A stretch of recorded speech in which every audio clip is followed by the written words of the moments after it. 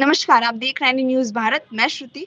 पश्चिम बंगाल के उत्तर 24 परगना जिले में स्थित हाकिमपुर चेक पोस्ट पर हालात अब भी सामान्य नहीं हो पाए हैं। एसआईआर की तय अवधि समाप्त हुए 3 दिन बीत चुके हैं, लेकिन इसके बावजूद सैकड़ों बांग्लादेशी नागरिक अपने देश लौटने के इंतजार में सीमा पर डटे हुए हैं। स्वरूपनगर थाना क्षेत्र के अंतर्गत आने वाले इस चेक पोस्ट पर दिन भर भीड़ का दबाव बना हुआ है। सूत्रों के मुताबिक बांग्लादेश लौटने की प्रक्रिया फिलहाल बीएसएफ के निर्देशों पर निर्भर है और इसी वजह से लोग सीमा पर रुके हुए हैं। स्थानीय प्रशासन का कहना है कि एसआईआर की अवधि खत्म होने के बाद भी लगातार लोग सीमा तक पहुंच रहे हैं, जिससे व्यवस्था बनाए रखना एक चुनौती बन चुका है। वहीं सीमा पर मौजूद बांग्लादेशी नागरिकों का कहना है कि वे सिर्फ सुरक्षित और वैध तरीके से अपने देश लौटना चाहते हैं, लेकिन प्रक्रिया में देरी के कारण उन्हें परेशानी का सामना करना पड़ रहा है। फिलहाल प्रशासन और बीएसएफ की ओर से स्थिति पर नजर रखी जा रही है और यह देखना अहम होगा कि एसआईआर समाप्त होने के बाद सीमा प्रबंधन को लेकर आगे क्या फैसला लिया जाता है। হ্যাঁ, আটঘোড়া, কলকাতা আটঘোড়া। কতদিন আগে গেছিলেন আটঘোড়ায়? বছর দুই।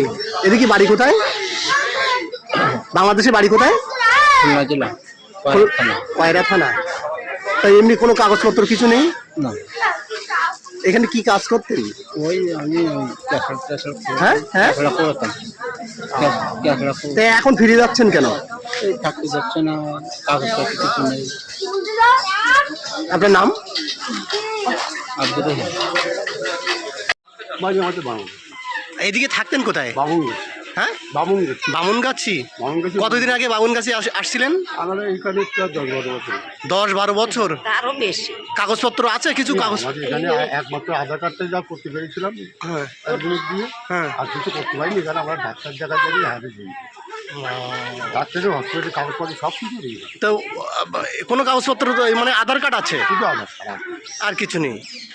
তো আবার ফিরে যাচ্ছেন কেন? এখন ফিরে যাচ্ছেন? আমাদের বয়স হয়ে গেছে আর আমি খাটতেও পারছি না, এমনি শ্বাসকষ্ট বেড়ে গেছে। এই জন্য আমরা কি কাজ করতেন এখানে? এখানে আমি আগে একটা রিক্সা চালাতাম, হ্যাঁ। আর একটা দিলেই দেখাতে। আপনার নাম কি? আমার নাম মকবুল।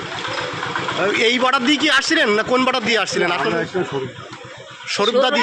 এই বটা স্বরূপদা কি দালাল মারফত আসছিলেন? আর না, আমরা এমনি চোরাই পথে। সেই চোরাই পথা দালাল ধরে আসছিলেন।